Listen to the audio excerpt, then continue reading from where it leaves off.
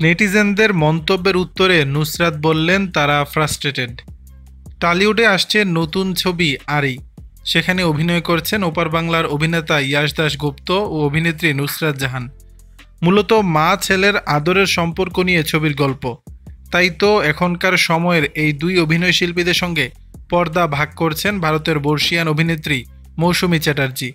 একটা সময় মৌসুমী চ্যাটার্জি মানেই ছিল যেন বাংলা ছবির নস্টালজিয়া। একটা সময় নায়িকা হিসেবে তাকে পর্দায় তাক লাগিয়েছেন তিনি। এবারও আসছেন দর্শক মাতাতে, তবে নায়িকা নয়, একজন মায়ের চরিত্রে। আরি সিনেমায় ইয়াশের মায়ের চরিত্রে থাকবেন তিনি। এমন আদুরে গল্পের এক সিনেমা নিয়ে সদ্যই ভারতের গণমাধ্যমের মুখোমুখি হন ইয়াশ ও নুসরাত। এ সময় পর্দার ও পর্দার বাইরের নানা কথা হয় এই আলোচনায়। বর্তমানে ইয়াশ নুসরাত দুজনেই নেট পোকা।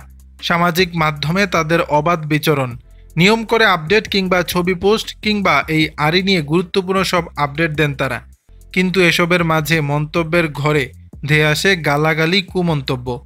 ইয়াশ নুসরাত যে ছবি সম্প্রতি করলেন তা মা ছেলের সম্পর্ক নিয়ে, ভালোবাসার সম্পর্ক, আদরের। যদি খানিক তলিয়ে দেখা যায় বোঝা যাবে এই তাদের পোস্টে যে সমস্ত কুমন্তব্য ঘোরাফেরা করে তার বেশিরভাগই মায়ের নাম তুলে অশ্লীল মন্তব্য। এ নিয়ে প্রশ্নের মুখে পড়েন ইয়াশ নুসরাত। স্ক্রল করতে করতে যখন এমন মন্তব্য দেখে কি মনে করেন তারা, তা নিয়ে মুখ খুললেন দুজনেই। নুসরাত বললেন, যারা মা বাবা তুলে গালি দেয় তাদের বাবা মায়েরা জানেন না তারা এটা করছে। যদি জানতো তাহলে তারা এটা করতো না। ইয়াশ বলে ওঠেন, কোনো মা বাবা এমন শিক্ষা দিতে পারে না। যারা এটা করছে তাদের সাহায্য দরকার। তারা জিম করতে পারে, ওজন তুলতে পারে, ঘাম ঝরবে, ফ্রাস্ট্রেশন কেটে যাবে। নুসরাত বললেন, যারা মা তুলে গালি দেয় তারা ফ্রাস্ট্রেটেড।